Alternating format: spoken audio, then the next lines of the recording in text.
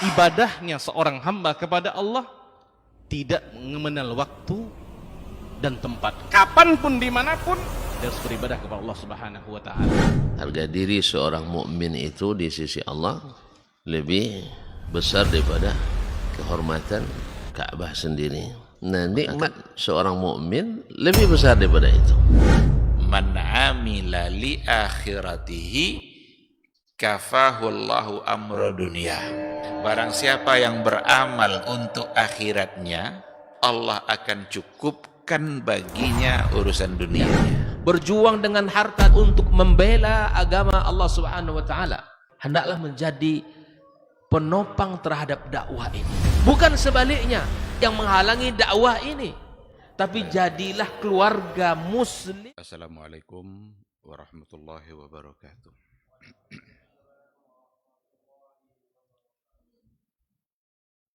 Innal hamdalillah nahmaduhu wa nasta'in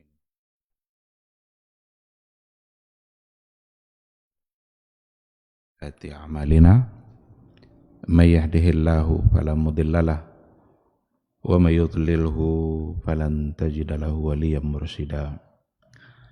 Asyhadu an la ilaha illallah wahdahu la syarikalah wa asyhadu anna Muhammadan abduhu wa rasuluh la nabiyya wa la rasula ba'da. Ikhwati fillah, hadirin hadirat kaum muslimin dan muslimat yang dimuliakan Allah, mari kita awali kajian kita dengan memuji Allah dan bersyukur kepadanya. Tak pernah putus nikmat Allah dalam kehidupan kita. Kita kembali dibangunkan pada pagi ini, itu nikmat yang luar biasa. Mudah-mudahan bangunnya kita dari tidur membuat kita semakin banyak berzikir dan mengingat Sang Pemberi nikmat. Kita duduk di majelis ilmu itu juga merupakan nikmat yang luar biasa.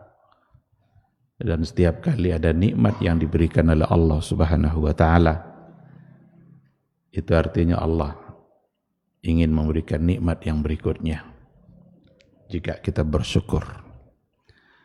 Ketika kita dimudahkan untuk duduk di majelis ilmu, itu nikmat, maka syukurilah. Maka kita akan mendapatkan nikmat yang berikutnya, ketenangan jiwa, rahmat dan kasih sayang Allah, doa-doa baik dari para malaikat. Syukuri itu semua. Kalau seandainya itu kita syukuri pula, insya Allah akan ada lagi nikmat baru yang diberikan oleh Allah Subhanahu wa Ta'ala. Maka setiap kali mendapatkan nikmat, sesungguhnya Allah ingin memberikan nikmat yang berikutnya jika kita syukuri. La in syakartum la azidannakum. Jika kalian bersyukur, maka saya tambah nikmat itu. Wala in kafartum inna azabi lasyadid. Tapi jika kalian kufur, mengingkari, maka yang harus kalian pahami adalah azab Allah sangatlah pedih. Mudah-mudahan kita semua tercatat sebagai hamba yang syakirin, hamba yang bersyukur, dan mudah-mudahan ungkapan syukur yang selalu terucap membuat kita semakin sadar bahwa sesungguhnya kita ini adalah orang-orang yang senantiasa membutuhkan Allah Subhanahu wa Ta'ala. Tak bisa hidup tanpa Allah, tak bisa berbuat apapun, sekecil apapun perbuatan itu, kalau seandainya Allah tidak memudahkan, Allah tidak mengizinkannya. Sama-sama kita juga harus banyak-banyak berselawat dan salam untuk Rasul kita yang mulia, Nabi Muhammad sallallahu alaihi wasallam. Hadirnya Rasul itu pun adalah merupakan nikmat yang diberikan oleh Allah. Kalaulah beliau tidak hadir, tak tahu kita mana yang halal, mana yang haram. Kalau beliau tak diutus oleh Allah, bingung kita untuk mengisi kehidupan. Bagaimana cara berbuat baik? Akal saja tidak cukup. Akal saja tidak cukup sebagai modal untuk menentukan kebaikan-kebaikan apa yang harus kita lakukan untuk Allah Subhanahu wa ta'ala. Untuk itulah diperlukan syariat, dan syariat hanya merupakan perintah yang datang dari Allah melalui seorang utusannya, dan itu adalah Muhammad sallallahu alaihi wasallam. Mudah-mudahan ketaatan kita kepada beliau, kecintaan kita kepada beliau membuat kita bisa selamat di hari mahsyar dan membuat kita bisa mendapatkan syafaat dan pertolongan dari beliau atas izin Allah Subhanahu wa ta'ala. Syafaat itu hanyalah milik Allah. Syafaat hanyalah milik Allah. Takkan ada satupun yang bisa memberikan syafaat tanpa izin dari Allah Subhanahu wa ta'ala. Maka Nabi kita, Nabi Muhammad sallallahu alaihi wasallam, nanti di hari mahsyar, berdasarkan kepada riwayat yang sahih, beliau meminta izin kepada Allah agar bisa memberikan syafaat itu. Dan mudah-mudahan kita mendapatkan syafaat itu insyaallah. Amin, amin ya rabbal alamin. Ikhwati fillah, ma'asyiral hadirin wal hadirat rahimani Allahu wa iyyakum. Kembali pada pagi hari ini kita melanjutkan kajian tauhid, kajian akidah melalui sebuah buku Al-Qawaidul Arba' yang disyarah oleh Syekh Abdul Razak Al-Badr. Pagi ini insyaallah kita masuk pada kaidah yang kedua sebagai kesempurnaan dan kelanjutan dari kaidah yang pertama. Qala al-musannifu rahimahullah, al-qa'idatu tsaniyah annahum yaquluna ma da'awnahum wa tawajjahna ilaihim illa li talabil qurbati wasyafa'ah. Kaidah yang kedua, annahum yaquluna, sesungguhnya orang-orang musyrik dulu itu mereka berkata, ma da'awnahum, tidaklah kami berdoa kepada mereka, wa tawajjahna ilaihim, dan tidak pula kami menghadap dan beribadah kepada mereka, illa li talabil qurbati wasyafa'ah, kecuali tujuannya adalah untuk mencari qurbah dan mencari syafaat. Qurbah itu artinya adalah wasilah, kecuali sebagai wasilah untuk mendekatkan diri kepada Allah. Wa talabis syafa'ah, dan untuk mendapatkan syafaat. Ini kaidah yang kedua, kita pahami baik-baik, dan untuk memahami kaidah ini kita harus ingat kembali satu pertanyaan yang diajukan berdasarkan kepada kaidah yang pertama. Kaidah yang pertama dulu terkait dengan apa? Bahwa sesungguhnya orang-orang musyrik beriman atau percaya dia bahwa sesungguhnya Allah itu memiliki rububiyah. Jadi percaya kepada rububiyahnya Allah. Percaya kepada hal-hal besar yang dilakukan oleh Allah yang tidak mungkin yang melakukannya selain Allah. Apa contohnya? Ini kita ingatkan kembali biar nyambung kita dengan kaidah yang kedua. Mereka percaya bahwa Allah yang mencipta. Mereka percaya bahwa Allah yang memberikan rezeki.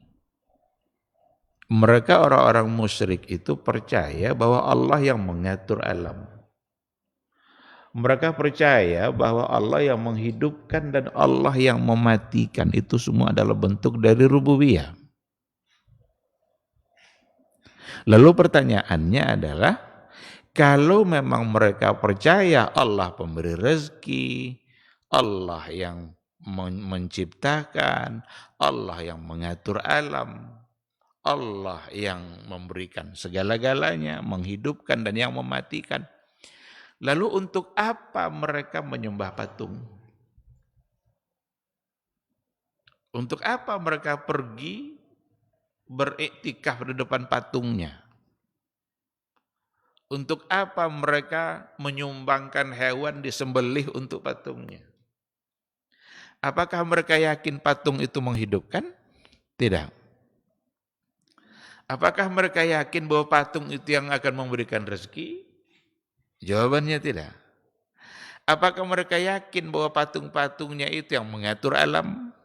Semuanya jawabannya tidak. Lalu pertanyaannya, untuk apa mereka menyembah patungnya? Untuk apa mereka tawaf-tawaf di sekeliling patungnya? Jawabannya ada pada kaidah ini. Maka kaidah yang kedua, annahum yaquluna. Sesungguhnya orang-orang musyrik itu berkata, ma da'awnahum wa tawajjahna ilaihim. Tidaklah kami berdoa kepada mereka, tidaklah kami menyembah mereka, tidaklah kami menghadap dan beriktikaf di hadapan mereka. Mereka di sini maksudnya adalah patung-patungnya. Lata, Uzza, Manat, Hubal. Tidaklah kami menyembah mereka illa kecuali li talabil qurbati wasyafa'ah. Kecuali tujuannya adalah untuk menjadi wasilah supaya mereka bisa mendekatkan kami kepada Allah, itu yang namanya qurbah. Yang kedua, wasyafa'ah, dan tidaklah kami menyembah mereka kecuali untuk meminta syafaat, agar mereka memberikan syafaat kepada kami. Ini jawaban untuk pertanyaan yang pertama tadi. Tidak mungkin mereka menyembah patungnya untuk meminta rezeki. Karena mereka yakin patung tidak bisa memberi rezeki. Tidak mungkin juga mereka menyembah patungnya untuk meminta kehidupan. Untuk dikabulkan doa. Karena tahu bahwa sesungguhnya yang mengabulkan doa adalah Allah. Lalu untuk apa? Pertama, li talabil qurbah. Talabil wasilah.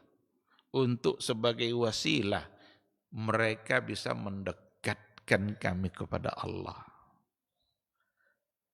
Dan yang kedua, syafaat, untuk meminta syafaat. Nanti akan kita lihat penjelasannya. Dari mana kaidah ini diambil oleh musannif? Ini diambil dari ayat Al-Qur'an. Fadalilul qurbah qauluhu ta'ala. Adapun dalil bahwa mereka menyembah itu untuk mendekatkan diri kepada Allah atau untuk sebagai wasilah bisa mendekatkan diri kepada Allah, dalilnya apa? Qauluhu ta'ala.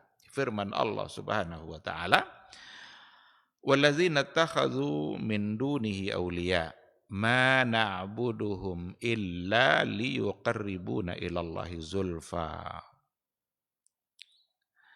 Orang-orang yang mengambil wali selain Allah, orang-orang menjadikan selain Allah sebagai walinya, ini maksudnya adalah orang-orang musyrik yang menyembah selain Allah. Mana abuduhum, mereka berkata kami tidak menyembah mereka, kami tidaklah menyembah patung-patung itu, illa kecuali liyuqarribuna ilallahi zulfa, supaya mereka patung-patung itu mereka mendekatkan diri kami kepada Allah Subhanahu wa ta'ala. Karena kalau kita tengok sejarah patung-patung itu kebanyakan dari patung-patung yang dibuat mulai dari sejarah pembuatan patung pertama, yaitu pada masa Nabi Nuh.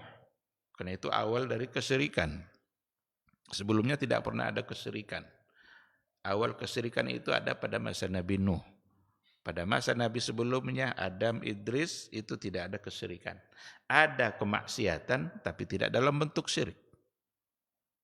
Nah, kalau kita tengok sejarah pembuatan patung itu rata-rata patung itu adalah merupakan gambaran dari orang-orang saleh. Orang-orang saleh yang hidup pada masa sebelumnya. Jadi tujuannya apa? Kalau dibuatkan patungnya, maka setidaknya dengan melihat kepada patung itu, setidaknya semangat ibadah kita muncul. Karena dia memang adalah orang-orang yang saleh. Tetapi tentu dari generasi ke generasi akan terjadi perubahan pemahaman. Yang pertama buat mungkin masih meyakini bahwa itu hanya sekedar untuk mendatangkan semangat ibadah. Tapi generasi yang berikutnya ternyata mereka sudah mulai salah dalam memahami. Tidak lagi menjadikan itu sebagai cara untuk menimbulkan semangat, tapi justru patung itu yang disembah. Oleh karena itu, Lata itu juga merupakan gambaran dari hal yang sama dan apa yang terjadi pada umat-umat yang sebelumnya. Jadi dibuatkan patungnya. Walaupun ada di antaranya seperti Uzza, nanti ada pada kaidah yang ketiga, itu dikatakan Uzza itu syajarah minal asjar, itu pohon besar yang disembah oleh satu kaum. Karena ketika mereka menyembah pohon itu, selalu saja ada suara yang muncul. Yang ternyata itu adalah gangguan-gangguan atau godaan-godaan dari syaitan. Yang memang sengaja untuk menyesatkan umat manusia. Kadang-kadang kalau meminta, dia jawab itu. Maka mereka menyembah pohon itu. Itu seperti yang dikatakan oleh para ulama pada kaidah yang sebelumnya. Nah, jadi mana abuduhum illa, tidaklah kami menyembah mereka kecuali liyuqarribuna ilallahi zulfa, supaya mereka bisa mendekatkan diri kami kepada Allah. Jadi mereka jadikanlah itu sebagai wasilah untuk mendekatkan diri. Innallaha yahkumu bainahum fima hum fihi yakhtalifun. Sesungguhnya Allah yahkumu bainahum, menghakimi, menjadi hakim, menjadi penentu di tengah-tengah mereka, fima hum fihi yakhtalifun, pada apa-apa yang mereka perselisihkan. Oleh karena itu Allah lah sebagai hakim dalam setiap perselisihan yang terjadi. Innallaha la yahdi man huwa kadzibun kafar. Sesungguhnya Allah tidaklah memberikan petunjuk kepada orang-orang, kepada dia yang kadzibun kafar, yang pembohong dan lagi kafar, ingkar, kafir, menolak apa yang ditetapkan oleh Allah Subhanahu wa taala. Orang-orang yang mendustai ayat Allah, orang-orang yang menolak apa yang ditetapkan oleh Allah, la yahdi, Allah tidak memberikan petunjuk baginya. Maka kalau seandainya kita ingin mendapatkan petunjuk dari Allah, janganlah menjadi orang yang menolak apa yang ditetapkan oleh Allah, dan jangan pula mengingkari apa yang telah ditetapkan oleh Allah Subhanahu wa taala. Ini ayat yang pertama sebagai dalil dari al-qurbah, untuk memastikan bahwa orang-orang jahiliyah dulu ketika mereka menyembah patung, tujuannya yang pertama adalah al-qurbah, sebagai wasilah yang dapat mendekatkan diri mereka kepada Allah. Wa dalilus syafa'ah, sedangkan dalil yang menyatakan bahwa sesungguhnya mereka menyembah untuk mendapatkan syafaat, itu juga diambil dari sebuah ayat. Kalau yang tadi Az-Zumar ayat 3, kalau yang dalilus syafa'ah itu surat Yunus ayat 18. Apa kata Allah tentang mereka? Wa ya'buduna min dunillah ma la yadurruhum wa la yanfa'uhum.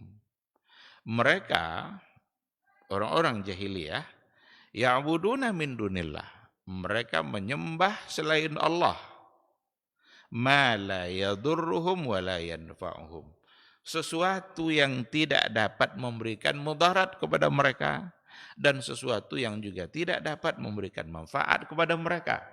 Jadi orang jahiliyah dulu mereka menyembah selain Allah, di mana yang disembahnya itu la yadurruhum wa la yanfa'uhum, tidak bisa memberikan mudarat, wa la yanfa'uhum, dan juga tidak bisa memberi manfaat. Tapi mereka tetap menyembah. Disitulah mereka tidak menggunakan akal mereka secara sehat. Mereka tahu itu tidak bisa memberi mereka manfaat. Tahu juga tidak bisa memberikan mudarat. Lalu kenapa mereka sembah? Kan cerita-cerita lucu mereka sebagai penyembah patung itu kan macam-macam. Mulai dari kisah-kisah awal Nabi dulu, Nabi Ibrahim. Ketika patung-patung itu dirobohkan oleh Nabi Ibrahim. Lalu diletakkanlah kampak yang paling besar itu pada patung yang paling besar juga. Saat dia dihakimi, anta fa'alta hadza bi ahlihatina ya Ibrahim. Engkaukah yang melakukan semua ini terhadap Tuhan kami wahai Ibrahim? Ibrahim bilang, enggak Tuhan. Yang besar Tuhan katanya. Coba tanya dia. Dan akhirnya mereka mengatakan, bagaimana mungkin kami menanya dia tidak bisa berbicara, dia tidak bisa mendengar, tidak bermanfaat, tidak memberikan mudarat. Dan akhirnya Nabi Ibrahim bilang, kalau begitu kenapa disembah?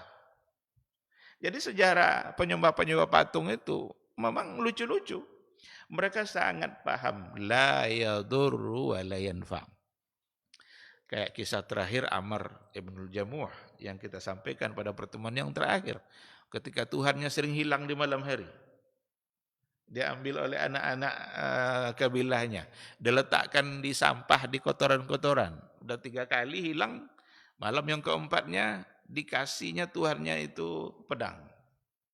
Hei Tuhanku, ini pedang saya letakkan di pundakmu, tolong bela diri kamu sendiri. Biar tidak dicuri lagi. Ternyata malam itu Tuhannya tetap dicuri juga. Dan tetap diletakkan pada sampah-sampah yang sebagaimana biasanya. Dan ternyata itulah yang membuat dia menjadi taubat. Oh, kalau begitu benar-benar patung ini tidak bisa berbuat apa-apa. Jangankan untuk berbuat baik kepada kita, membela dirinya saja dia tidak bisa.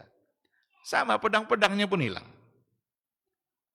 Akhirnya dia bertaubat dan menjadi seorang muslim. Maka ternyata Quran juga menceritakan mereka menyembah selain Allah ma la yadurruhum wa la yanfa'uhum.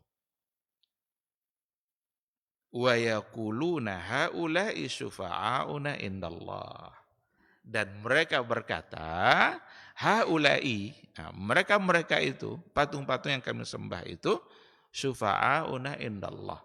Mereka lah yang akan memberikan syafaat kami di sisi Allah. Mereka lah syufa'auna indallah.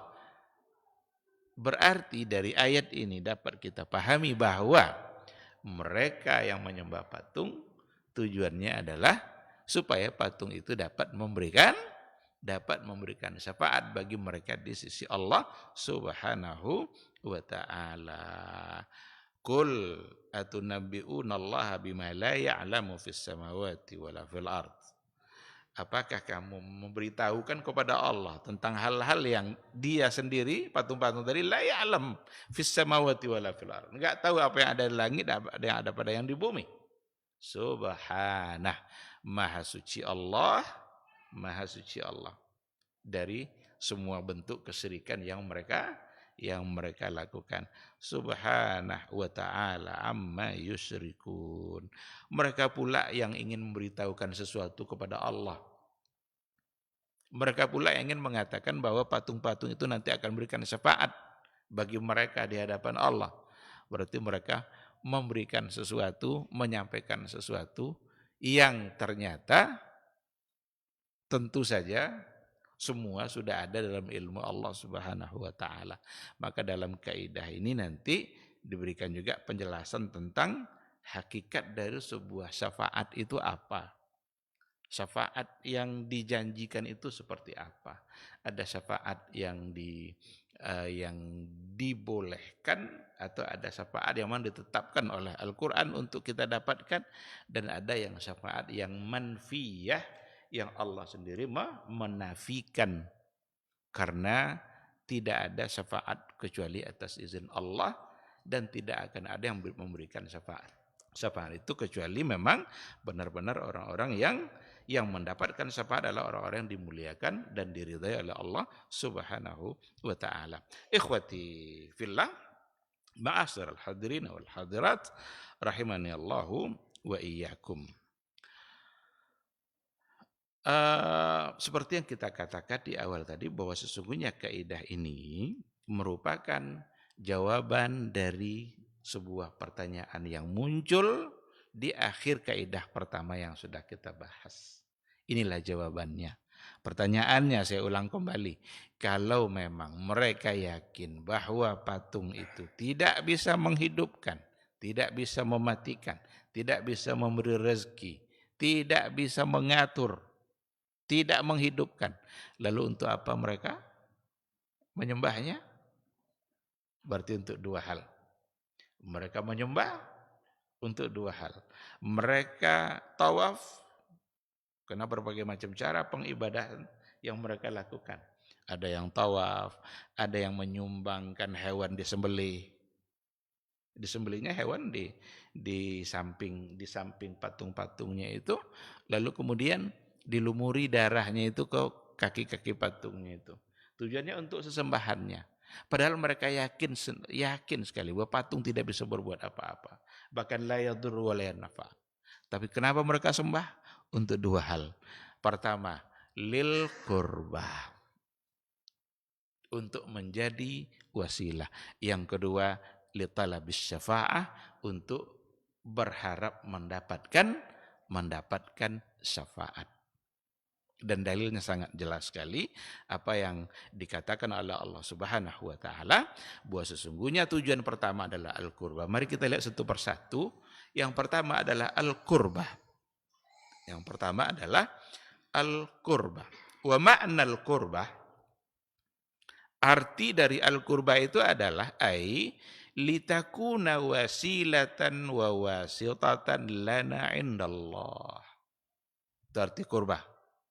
Litakuna, supaya sesembahan tadi, patung-patung tadi, wasilatan wa wasitah, adalah sebagai wasilah, sebagai perantara lana, bagi kami di sisi Allah. Natawassatu biha ilallah. Kami jadikan ia cara untuk menyampaikan dan menyegerakan kami sampai kepada Allah. Natlubu minha hiya an tuqarribana ilallah. Kami minta kepada patung-patung itu agar ia mendekatkan kami kepada Allah Subhanahu wa taala. Inilah yang disebut dengan tawassul. Dan tawassul di sini adalah tawassul yang mamnu'. Tawassul yang terlarang.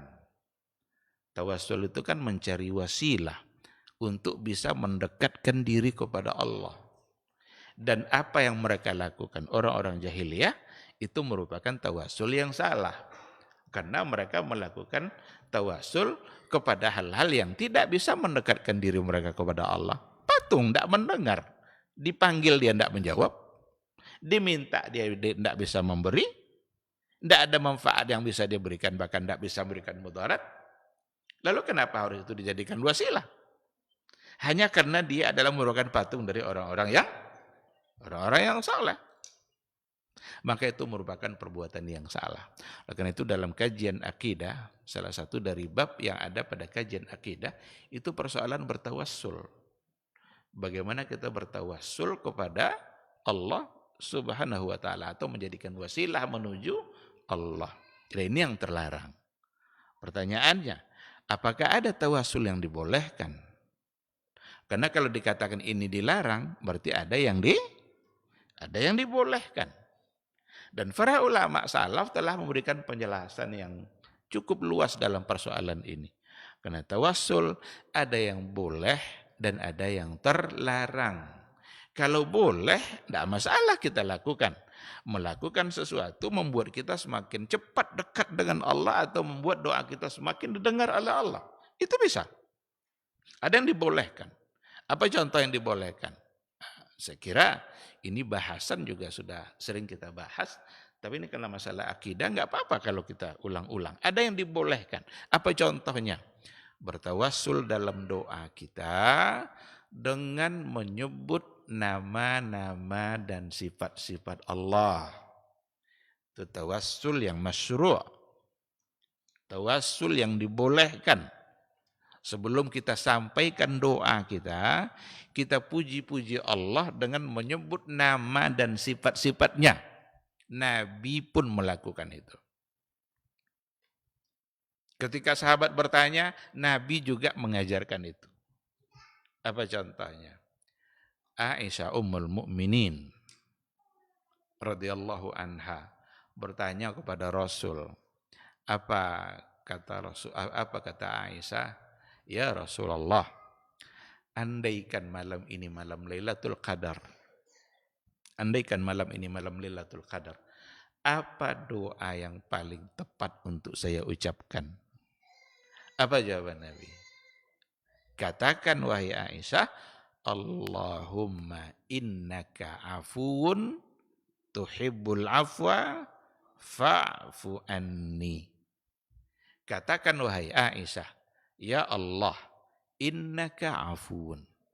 Sesungguhnya engkau maha pemaaf. Ini nama Allah. Tuhibbul afwa. Engkau suka memberi maaf. Itu sifat. Setelah itu baru doa. Fa'fu anni. Maka maafkanlah saya ya Allah. Ini satu contoh. Ini namanya tawassul dengan nama dan sifat Allah. Nabi mengajarkan Aisyah. Innaka afuun, nama. Karena salah satu dari nama Allah, Al-Afu. Tuhibbul afwa, itu sifat Allah yang mulia.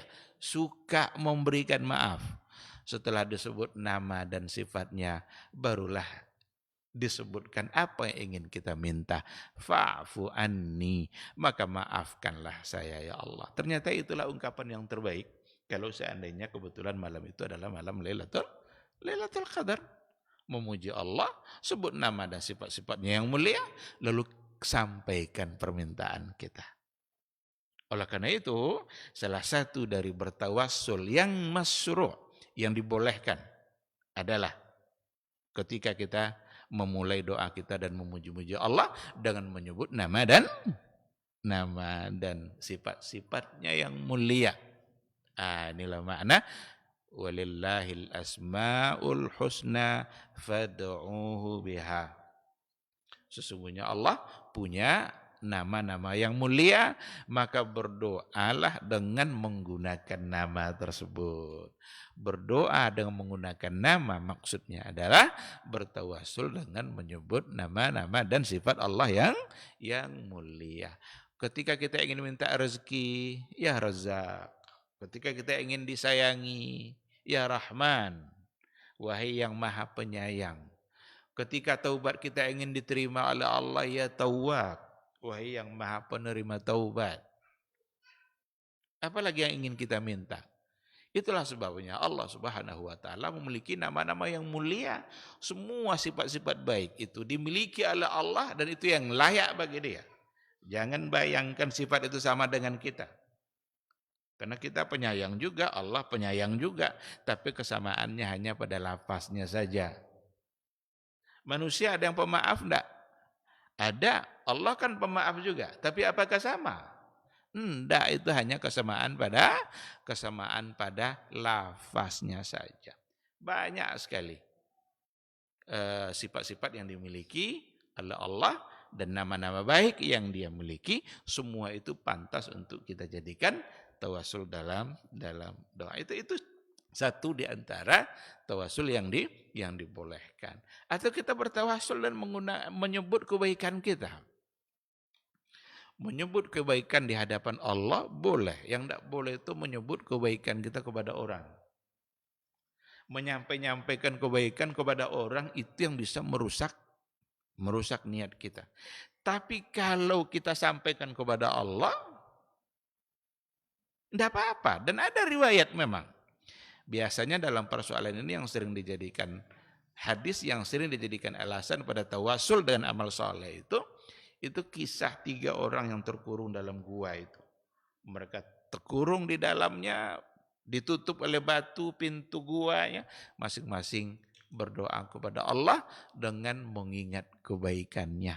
Setelah disebut kebaikannya, ya Allah, jika memang itu adalah baik dalam pandangan-Mu ya Allah, maka keluarkan kami dari gua ini. Bergeserlah batu. Tapi orang pertama bergesernya masih sedikit. Yang kedua bergesernya juga masih sedikit. Sampai pada orang ketiga barulah bergeser sehingga pintu gua terbuka dan mereka bisa keluar. Allah kabulkan doa mereka dan mereka menyebut kebaikan-kebaikan sebelum berdoa. Itu namanya tawasul dengan menyebut amal saleh. Logika ini sangat mudah kita bisa lihat.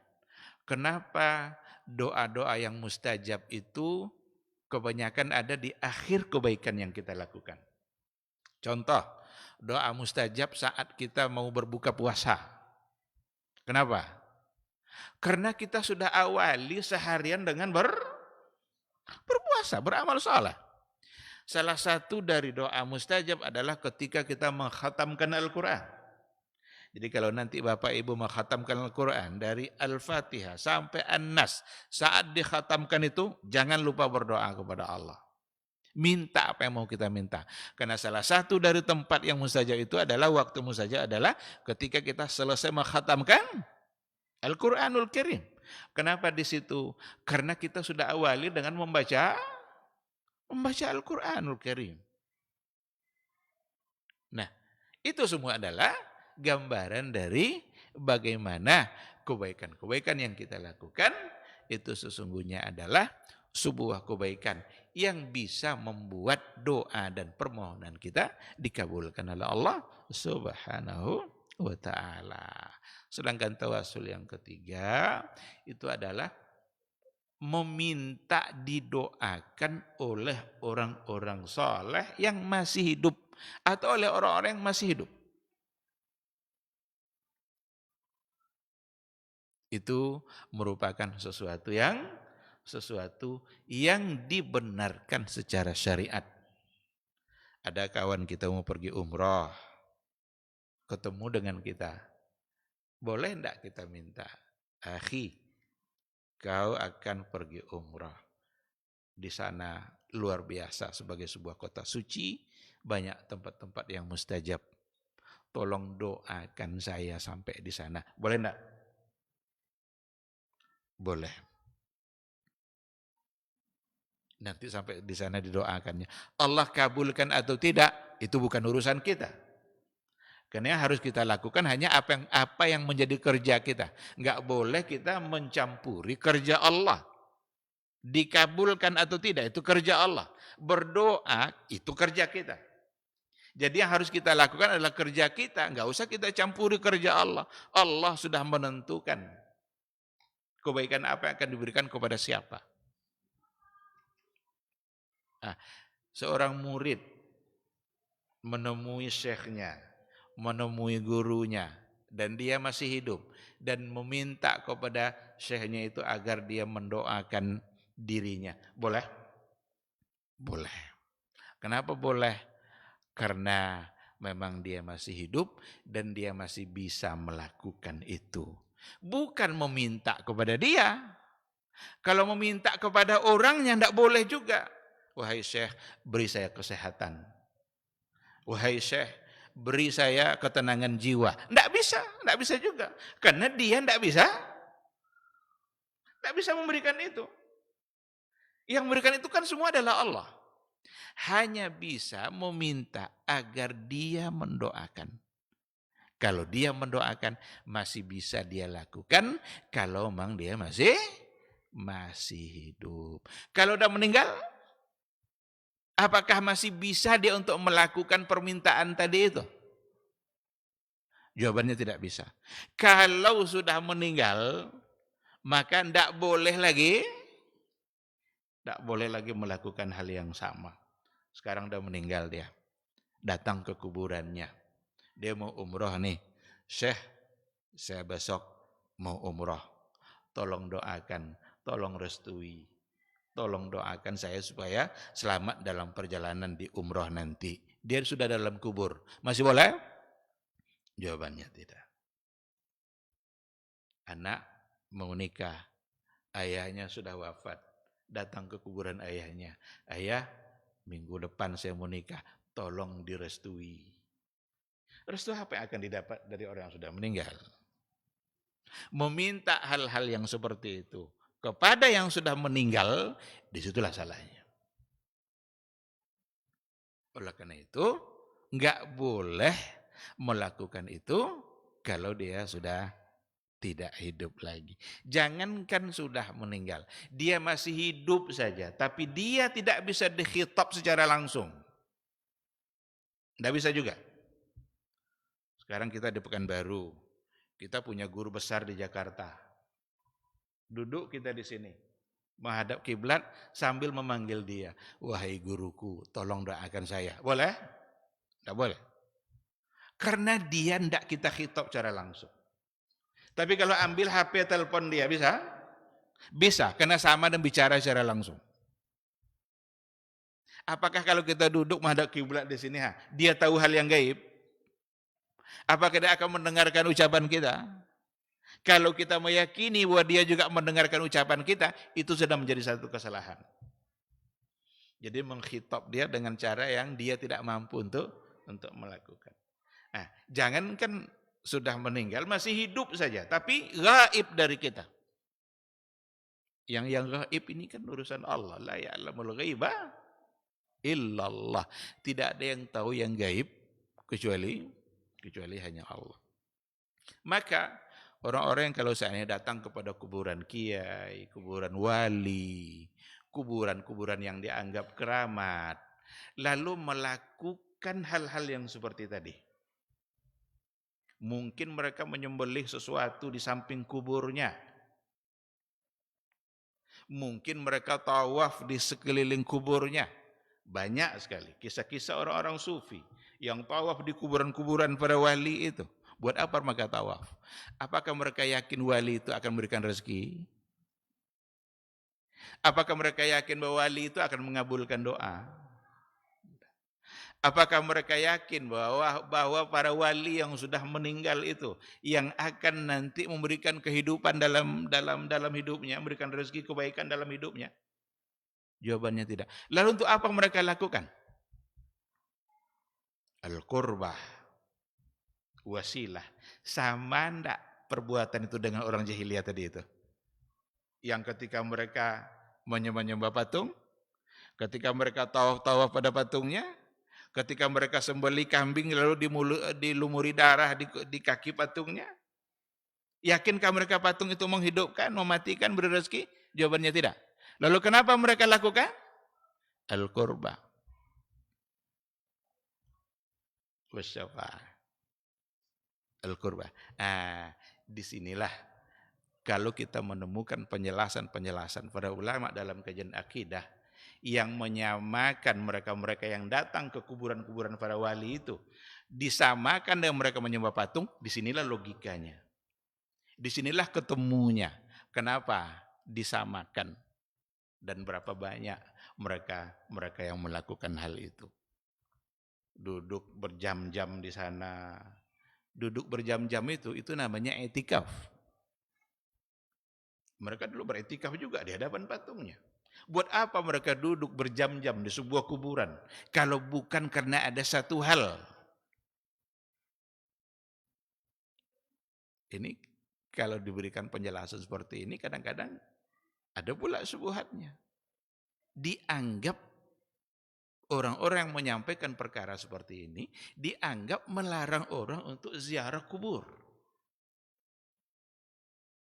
Padahal bukan melarang ziarah kubur. Ziarah kubur ini juga sudah sering kita ulang-ulang. Ziaratul kuburi itu adalah merupakan sunnah Nabi. Nabi pun lakukan. Itu disyariatkan oleh agama. Pergilah ziarah ke kuburan itu. Karena mengingatkan kita kepada akhirat, kepada kematian. Maka bukan melarang. Yang kita ingin cegah adalah perbuatan-perbuatan mungkar yang terjadi pada saat ziarah, pada saat berziarah di kuburan. Apa salah satunya?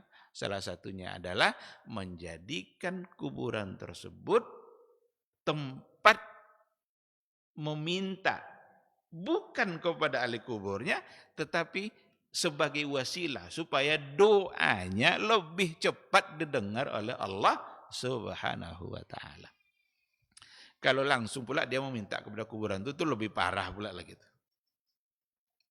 Kalau langsung dia meminta kepada kuburan itu, wahai Syekh, Dan ada memang, ada yang viral-viral itu kan, ada video-video yang viral itu. Entah apa-apa yang dimintanya kepada saya. Belum dapat jodoh, mintanya kepada saya. Padahal kalau mau cari jodoh kan tinggal cari aja. Siapa orang-orang tua punya anak gadis, datangi dia. Bukan datangi ke kuburan. Kuburan tidak akan memberikan jawaban apapun.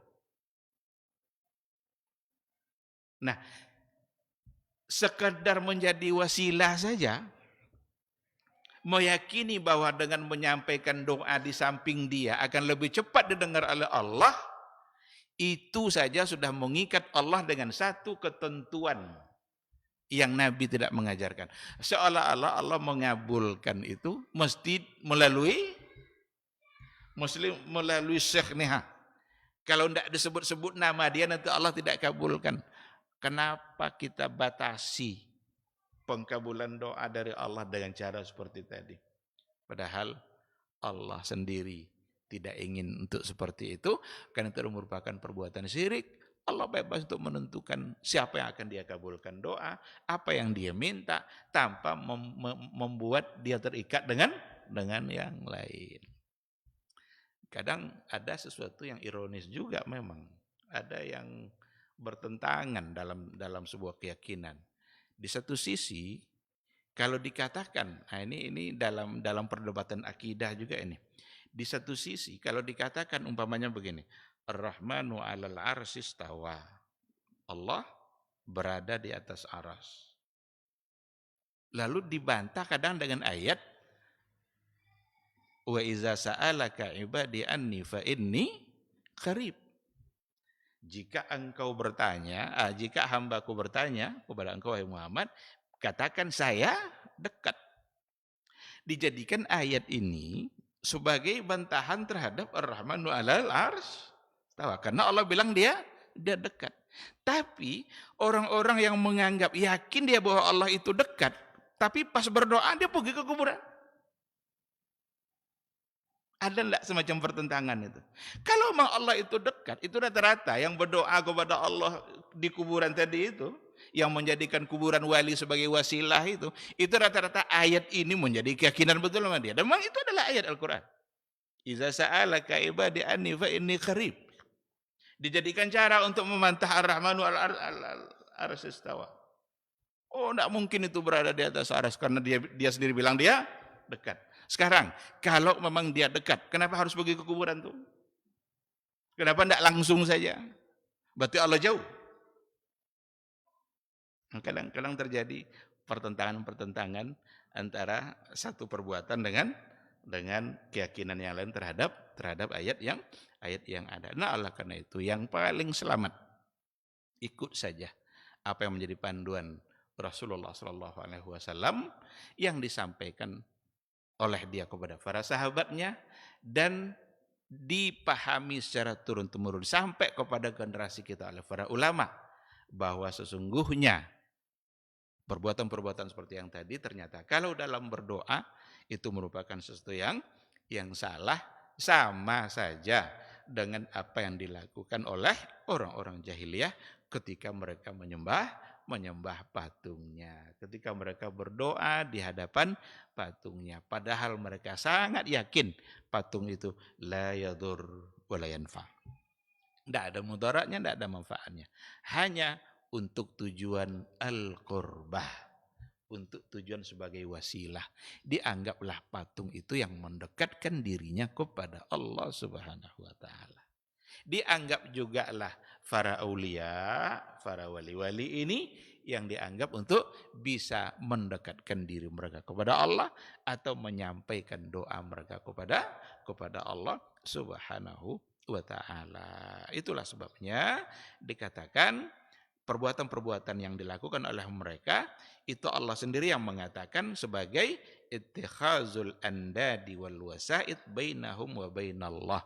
Itu cara di mana mengambil al-andad. Andad itu sekutu, dianggap ada yang sama, setara dengan Allah. Wal wasaid, dan itu merupakan wasitah, perantara antara mereka dengan Allah Subhanahu wa taala, dan itu merupakan perbuatan-perbuatan yang masuk dalam kategori perbuatan syirik. Ikhwati fillah, ma'asyiral hadirin wal hadirat rahimani Allahu wa iyyakum. Jangankan kepada orang-orang soleh yang sudah meninggal, kepada Rasulullah Sallallahu Alaihi Wasallam saja sebagai orang yang terbaik, orang yang termulia, tidak boleh kita melakukan hal yang sama, karena itu merupakan perbuatan gulu kepada Rasulullah Sallallahu Alaihi Wasallam. Oleh karena itulah kita tengok tidak ada di antara para sahabat dulu, setiap kali mereka mendapatkan kesulitan, mereka ingin meminta, tiba-tiba mereka berkerumun mendatangi kuburan Nabi, lalu kemudian menyampaikan hajat-hajat mereka kepada Nabi. Tak pernah ada dilakukan oleh para sahabat dulu. Yang terjadi justru kebalikannya, mereka tidak lagi mendatangi Nabi, tapi mereka mendatangi pamannya Rasul yang bernama Al-Abbas. Itulah ya dulu yang dilakukan oleh Umar. Umar sendiri yang bilang, wahai Abbas, engkau adalah paman Nabi. Dulu ketika Nabi hidup, kami datang kepada beliau. Dan kami meminta kepadanya agar mendoakan hujan turun. Tapi sekarang Nabi sudah wafat. Nabi sudah tidak ada. Maka kami mendatangi kamu karena engkau adalah pamannya Rasul dan juga adalah orang yang saleh. Kalaulah memang perbuatan kesyirikan yang tadi itu boleh dilakukan, termasuk kepada Nabi, niscaya berkali-kali para sahabat akan mengkerumuni kuburan Nabi untuk minta penyelesaian masalah, karena banyak sekali mereka menghadapi masalah-masalah yang terjadi. Tapi ternyata tidak mereka lakukan, berarti mereka paham bahwa perbuatan itu merupakan perbuatan yang salah, perbuatan menyimpang, dan Nabi pun tidak setuju dengan perbuatan yang seperti itu. Sebab Nabi dalam pesan-pesannya menyampaikan, janganlah kalian gulu, jangan berlebih-lebihan terhadap saya. La tutruni kama atratin nasara. Jangan kalian berlebih-lebihan terhadap saya sebagaimana orang-orang Nasrani. Orang Nasrani kenapa disebut sebagai gulu? Karena mereka menempatkan Nabi Isa tidak lagi sekedar sebagai Nabi dan Rasul. Tidak lagi sebagai Nabi dan Rasul. Tapi mereka menempatkan Nabi Isa naik peringkatnya. Bahkan melebihi sebagai seorang manusia. Tapi dia adalah anak Tuhan, anak Allah. Maka waqalatin nasara Isa ibnullah. Orang-orang Nasara bilang Isa adalah anak Allah. Orang-orang Yahudi bilang Uzair adalah anak Allah. Itu semua adalah bentuk dari gulu, bentuk dari berlebih-lebihan. Maka Nabi jauh-jauh hari sudah mengingatkan, jangan kalian seperti itu terhadap saya. Saya adalah Rasulullah dan saya adalah hamba Allah. Dia Rasul, iya. Tapi jangan tempatkan lebih dari sebagai seorang Rasul. Karena dia adalah Abdullah. Dia adalah hamba Allah. Kalau omong demikian, berarti Rasul Shallallahu Alaihi Wasallam tidak memiliki satupun unsur-unsur ketuhanan pada dirinya. Tidak bisa mengabulkan doa, tidak bisa memberikan rezeki, tidak bisa memberikan kehidupan, tidak bisa menghidupkan, tidak bisa menciptakan. Pokoknya tidak ada unsur ketuhanan. Karena itu hanyalah milik Allah Subhanahu wa ta'ala. Ikhwati fillah, ma'asal hadirin wal hadirat rahimani Allah wa iyyakum. Sekira untuk pagi ini kita cukupkan pada alasan yang pertama, al-qurbah saja, dan insyaallah pertemuan berikutnya akan kita sambung bahwa sesungguhnya mereka orang-orang kafir, orang-orang jahiliyah, saat mereka menyembah patungnya, tujuan kedua adalah litalabis syafa'ah, untuk berharap syafaat. Padahal mereka tidak bisa memberikan syafaat. Ini penting untuk kita pahami, karena orang mudah-mudah sekarang bicara syafaat. Mudah-mudah ada itu yang entah wali apa namanya itu, Habib apa namanya itu, menjanjikan syafaat. Kalian cukup cintai kami saja sebagai ahlul bait. Kami pasti berikan kalian syafaat. Enggak pun kalian taat, enggak apa-apa. Yang penting cintai kami. Ini ungkapan yang dia sendiri entah neraka, entah surga. Sekarang dia mau janjikan syafaat untuk orang lain. Yang bisa memberikan syafaat hanyalah orang yang diizinkan oleh Allah. Nabi pun mesti diizinkan dulu oleh Allah Subhanahu wa taala. Ini ada orang yang menjanjikan. Bahkan ada pula orang menjanjikan surga. Dia punya surga sendiri.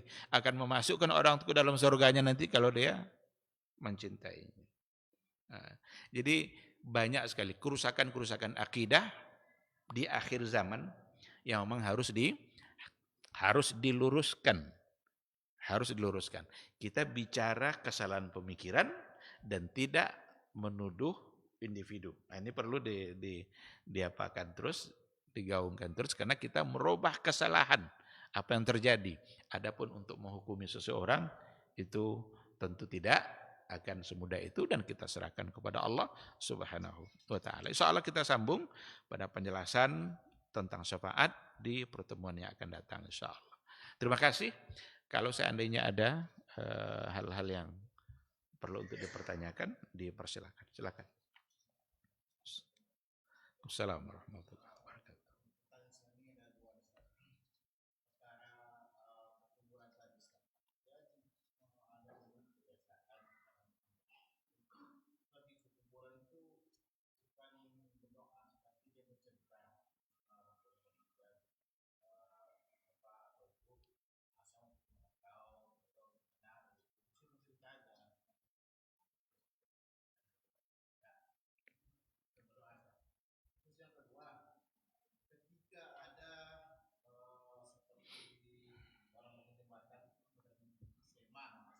Sema ya.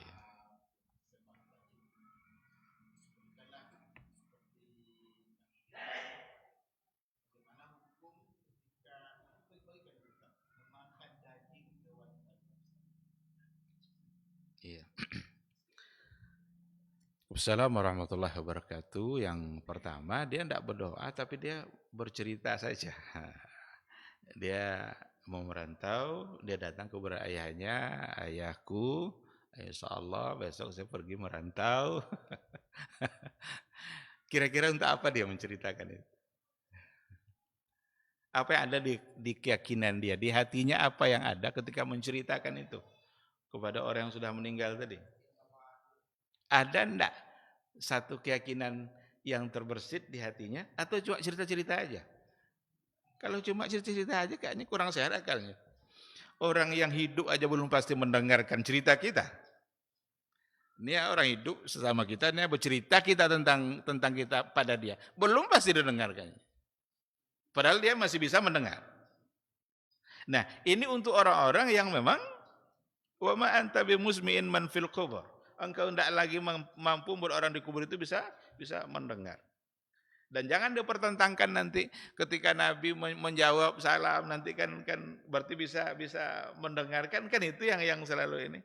Kehidupan orang dalam kubur itu namanya al-hayatul barzakhiyah. Itu kehidupan barzakh yang sudah tidak sama lagi dengan al-hayatul dunyawiyah. Kehidupan kita di dunia. Kita di dunia sekarang nih kan, Pak, iya katanya. Berhenti dia. Apakah ketika kita mengkhitab orang-orang yang di alam barzah akan seperti itu? Enggak, bukan seperti itu. Nah, oleh karena itu, menceritakan seperti tadi, tidak ada juga gunanya. Maka itu sudah bisa menjadi menggiring kita kepada kesalahan berikutnya nanti. Maka supaya tidak terjadi kesalahan berikutnya, jangan dilakukan.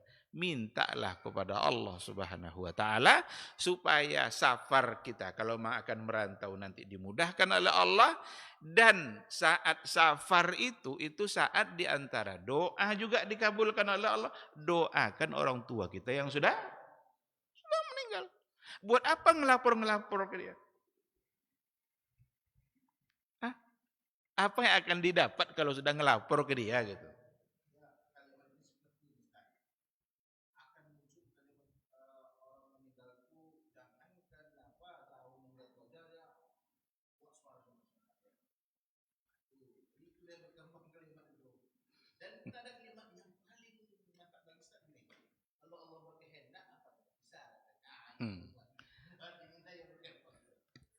Ungkapan kalau Allah berkehendak kenapa nggak bisa itu betul. Tapi tempatnya di mana? Sekarang ada pertanyaan gini. Ada dulu pertanyaan begini. Pak Ustadz katanya, kebetulan dia mantan pelawak jadi Ustadz. Ada yang nanya, mungkinkah Lailatul Qadar didapatkan di siang hari? Apa jawabannya? Innallaha ala kulli syai'in qadir. Mana coba? Namanya Lailatul Qadar. Mungkinkah didapat di siang hari? Jawabannya innallaha ala kulli syai'in qadir. Lalu mau diterima jawaban seperti itu? Ayatnya betul, tidak salah ayatnya. Tapi kan ada ketentuan-ketentuan agama yang mengatur kita. Jangan tempatkan nanti ayat-ayat untuk melanggar ketentuan Allah. Nah, oleh karena itu jangan lakukan hal-hal yang seperti itu. Tapi kalau mau safar, merantau, berdoalah kepada Allah. Minta agar dimudahkan. Sampai di sana urusan juga dimudahkan. Dan dalam safar, doakan orang tua kita. Karena salah satu dari doa yang mustajab ada pada saat safar seperti yang biasa kita dengar hadisnya. Kan dakwatul mazlum, doa orang yang teraniaya, kan doa orang yang safar, doa orang yang berpuasa, doakan dia. Dia membutuhkan doa kita. Bukan dia membutuhkan kita melaporkan apa yang mau kita lakukan. Tidak ada lagi urusan, sudah terputus. Kita melaporkan pun tidak ada gunanya. Jadi hanya menghabis-habiskan waktu dan itu perbuatan yang tidak pantas untuk dilakukan. Mubazir saja, menghabiskan waktu. Padahal banyak hal-hal baik yang bisa dia lakukan selain daripada yang tadi. Yang pertama. Yang kedua terkait dengan sema ya istilahnya. Kalau ada buat jembatan kadang disembeli nanti atas nama untuk dipersembahkan biar tahan, mempersembahkan sesuatu untuk hal-hal yang tidak mungkin bisa diberikan kecuali oleh Allah. Sekarang biar kita selamat dari gangguan makhluk yang di hutan, potong ayam kah, kambing kah, kerbau kah, nanti kepalanya dibuang ke sana biar dia tidak mengganggu kita. Berarti kita meminta keselamatan kepada selain Allah.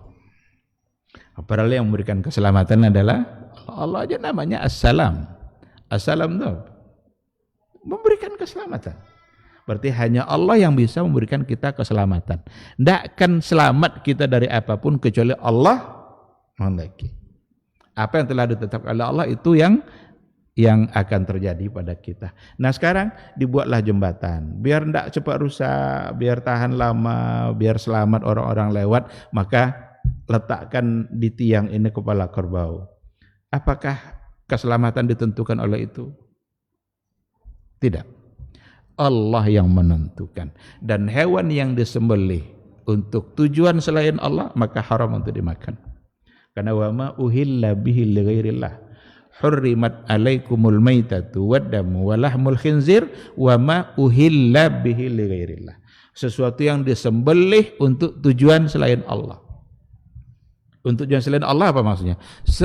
Untuk tujuan yang dimurkai oleh Allah. Berarti ada tujuan yang untuk Allah? Ada. Contoh kurban, akikah, nazar. Disembelihlah untuk diakikahkan. Bismillah Allahu akbar. Berarti untuk Allah. Karena akikah disyariatkan oleh Allah, nabinya. Atau disembelih untuk diperjualbelikan. Disembelih untuk diperjualbelikan. Jual beli itu syariat. Agama membolehkan, agama menganjurkan. Maka wa ma uhilla bihi li ghairillah. Sesuatu yang disembelih untuk selain Allah. Berarti untuk sesuatu yang tidak disyariatkan oleh Allah. Meminta keselamatan dengan cara menyembelih itu tidak disyariatkan, bahkan itu adalah perbuatan syirik. Karena hewan disembelih tidak lagi untuk Allah. Padahal yang memberikan hewan itu hidup adalah Allah. Kalau dia minum air yang diminumnya, Allah yang menurunkan. Kalau dia makan rumput Allah yang menumbuhkan. badannya jadi besar, Allah yang membesarkan. Sekarang disembelih tidak untuk Allah, maka menjadilah ia sebagai perbuatan syirik, dan itu sesuatu yang dimurkai. Wallahu a'lam.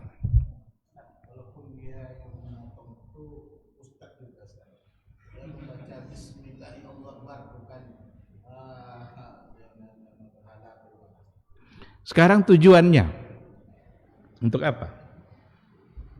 Dia yang motong tuh ustaz itu enggak lain persoalan. Bukan berarti nanti ketika yang melakukan ini lalu langsung menjadi benar. Enggak bisa ukurannya langsung seperti itu. Sekarang untuk apa? Untuk apa tujuannya? Kenapa dilakukan seperti itu? Kalau memang tujuannya untuk mendapatkan keselamatan, berarti nanti seolah-olah kecelakaan, musibah akan muncul kalau tidak. Kan itu ujung-ujungnya. Kalau dibawa kepada pemahaman kebalikan, biar selamat maka sembelih. Berarti kalau tidak disembelih, yang akan terjadi adalah musibah, kecelakaan dan lain sebagainya. Kita menyandarkan sesuatu yang hanya Allah yang tahu, tapi kita sandarkan kepada selain Allah. Seolah-olah selamat kita adalah dengan menyembelih ini. Disitulah kesalahannya, maka menjadi perbuatan yang dimurkai. Allah subhanahu wa ta'ala a'lam. Tafadhal.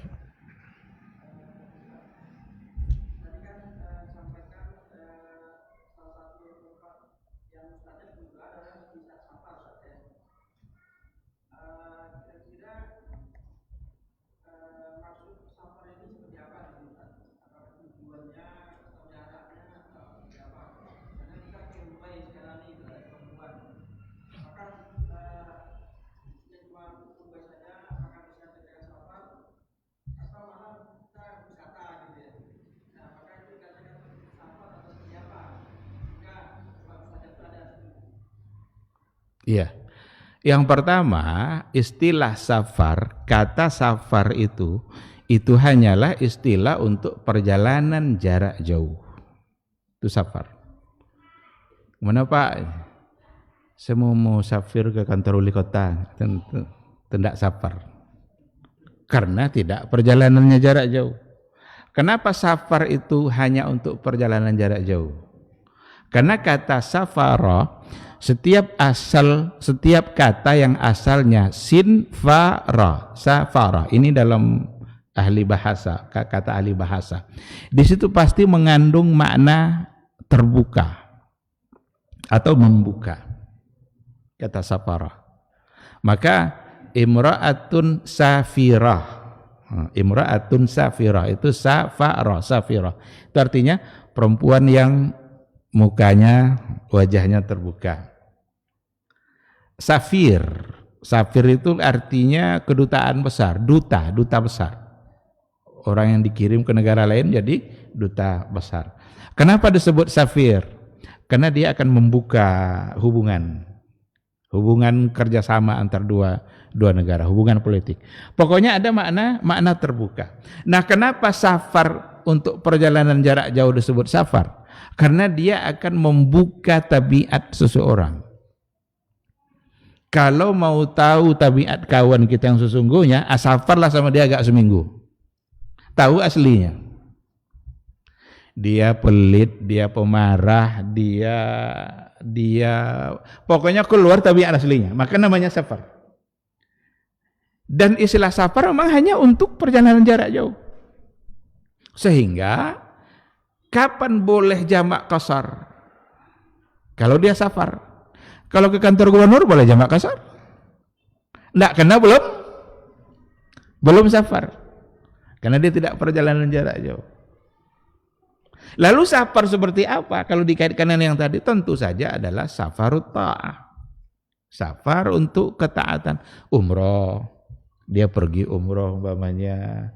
Atau dia sengaja umpamanya pergi ke Jakarta karena ingin menemui seorang ulama yang ada di sana umpamanya, ingin belajar, itu safar berarti. Berarti safarut ta'ah, safar yang untuk ketaatan. Maka yang seperti itulah yang masuk dalam hal yang tadi. Maka para ulama, ada pembahasannya oleh para ulama, apakah tetap diberikan keringanan jamak qasar kalau safarnya lil maksiat? Apakah tetap ada jamak qasar kalau safarnya itu safarul maksiyah, safar tujuannya untuk maksiat? Nah, terjadi perbedaan pandangan di kalangan para ulama. Kebanyakan mengatakan tidak. Abu Hanifah bilang iya, enggak pandang untuk apa dia safar, yang penting dia safar. Dan hukum safar begini, masuk ke situ. Tapi ada banyak ulama yang lain mengatakan kalau safarnya lil maksiat maka tidak masuk, karena itu mempermudah dia dalam berbuat maksiat. Sekarang seorang istri lari dari rumah suaminya, pergi ke Jakarta ke rumah orang tuanya, safar itu maksiat enggak tuh? Maksiat, karena lari meninggalkan. Dia kan mesti izin dari keluar, kan harus izin dari ini, apalagi pergi safar gitu. Kalau pergi ke warung depan tuh oke lah, berarti safar lil maksiat. Sekarang ada enggak jamak qasar bagi dia? Jadi banyak hal-hal yang terkait. Tapi kalau inti pertanyaan tadi, saya kira seperti tadi, yang namanya safar hanya untuk perjalanan jarak jauh, dan tentu saja dikaitkan dengan as-safaru lit taqarrub atau lil ibadah. Tujuannya adalah untuk beribadah, ya seperti umrah dan lain sebagainya. Wallahu subhanahu wa ta'ala a'lam.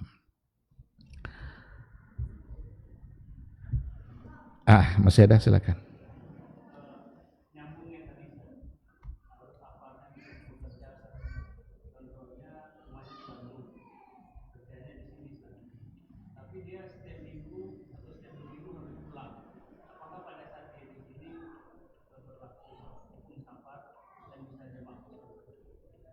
Kalau memang dia di sini itu tujuannya untuk bermukim, enggak. Berarti dia sudah menjadi mukim. Dalam perjalanannya dia ambil rukhsah. Selama dalam perjalanannya, maka dia jamak, boleh dia qasar. Seandainya dalam bulan Ramadan sulit untuk berpuasa, boleh dia berbuka. Tapi sampai di sini, ternyata sampai sini baru 15 Ramadan. Jangan dihukumkan dia sebagai safar. Karena memang dia di sini tujuannya adalah untuk menetap, apalagi untuk bekerja. Kalau sudah tujuannya untuk bekerja, berarti dia adalah menetap, maka tidak lagi dihukumkan sebagai safar. Tapi dalam perjalanannya, selama perjalanannya dari satu tempat ke tempat yang lain, berarti dia bisa mengambil hukum rukhsah yang memang diatur oleh agama. Wallahu subhanahu wa ta'ala a'lam. Baik, ikhwati fillah, ma'asyiral hadirin wal hadirat rahimani Allah wa iyyakum. Saya kira sampai di sini kajian kita. Mudah-mudahan apa yang kita bicarakan pada pagi ini dapat kita pahami dan bisa mengokohkan kembali ketauhidan kita. Semoga kita terjauhkan dari perbuatan-perbuatan syirik yang sangat dimurkai oleh Allah Subhanahu wa taala.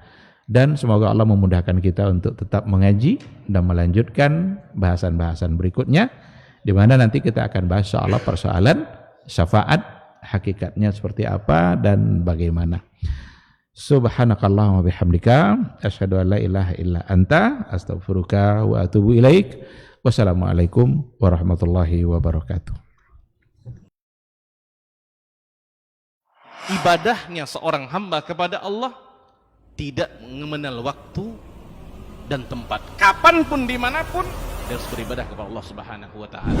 Harga diri seorang mukmin itu di sisi Allah lebih besar daripada kehormatan Ka'bah sendiri. Nah, nikmat seorang mukmin lebih besar daripada itu.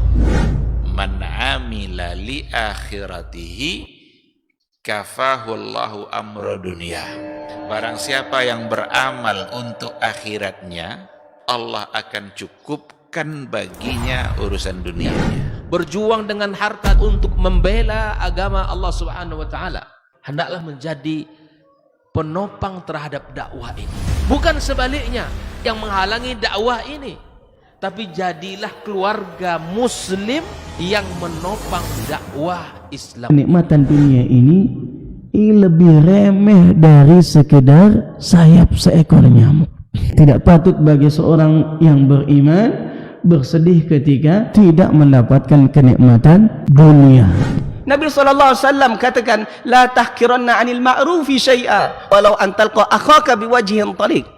Jangan kamu pandang remeh suatu kebaikan walaupun sedikit. Apa sedikitnya? An talqa akhaka biwajhin tariq. Muka senyum kepada saudaramu.